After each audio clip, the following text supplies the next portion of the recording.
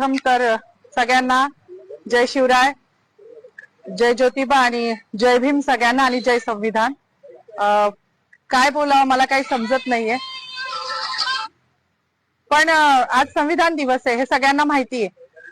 कुठल्या पण महापुरुषाने कुठल्या विशिष्ट जातीसाठी काम नाही केले आणि त्याच्यामध्ये स्त्रियांसाठी ज्यांनी काम केले ते माझ्यासाठी पुनर्जन्म देणारं व्यक्तिमत्व आहे. मग ते महात्मा फुले तर आहेच, ज्यांनी शिक्षण दिलं. त्यानंतर रघुनाथ कर्वे ज्यांनी संतती नियम देऊन स्त्रियांचं आयुष्य सुकर केलं.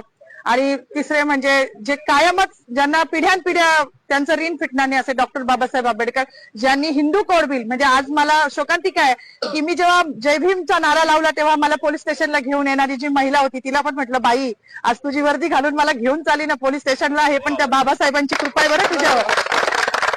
मला हसायला आलं, मी अजूनही आनंदी आहे, मला काही वाईट वाटत नाहीये. माझी नोकरी, माझं प्रमोशन मला काहीच कळत नाही, कारण